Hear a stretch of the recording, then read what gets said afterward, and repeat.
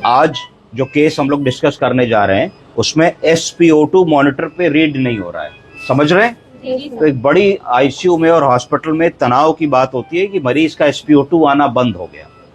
क्या आपके दिमाग में आता है क्यों ऐसा हो रहा होगा? कोई बताएगा?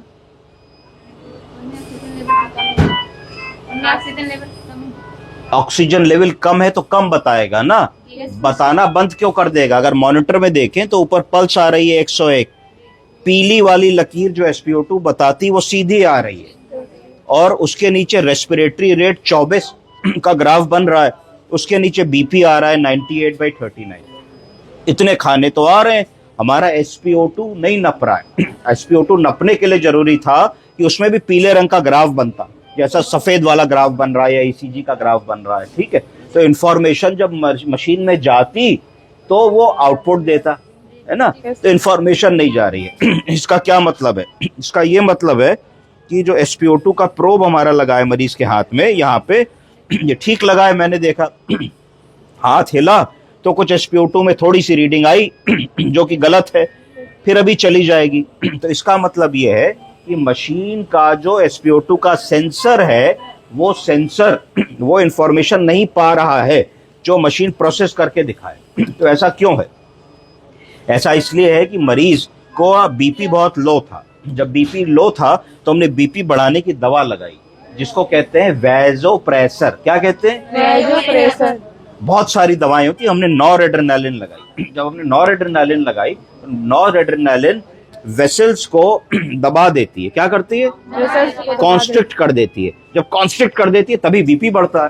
तो जब इसने वेसल को कॉन्स्ट्रिक्ट किया तो जो छोटी पेरिफेरीज होती हैं, यहाँ की भी नसों को कस के दबा दिया। तो जब नसों को कस के दबा दिया तो उंगलियां नीली पड़ने लगती हैं, और उंगलियां जब नीली पड़ने लगती हैं तो इसका मतलब है कि उन छोटी नसों में रक्त का प्रवाह नहीं हो पा रहा है। जब रक्त का प्रवाह नहीं हो पा रहा है तो जो पल्स ऑक्सीमीटर का सेंसर होता है जो SpO2 को नापता है, SpO2 का मतलब है partial pressure of oxygen fraction, तो ये नहीं नप पा रहा है। इसलिए नहीं नप रहा क्योंकि ऑक्सीजन का फ्लो ही नहीं है। जब ऑक्सीजन का फ्लो ही नहीं है तो सेंसर अपनी लाइट डाल रहा है पर उस लाइट से कोई इंफॉर्मेशन नहीं आ रही है।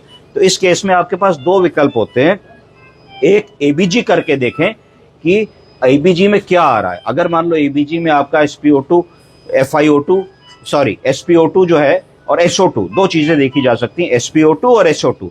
अगर दोनों चीजें नॉर्मल आ रही हैं तो इसका मतलब यह है कि आपके पेशेंट का SpO2 है तो बढ़िया, पर वैजो कॉन्स्ट्रिक्शन के कारण नप नहीं रहा है। क्योंकि अगर किसी का SpO2 बहुत ही कम होता है तो उसकी ब्रीदिंग खराब होगी, वो पेशेंट सीरियस लगने लगेगा, नीला लगने लगेगा, ऐसा इनमें नहीं हो रहा है।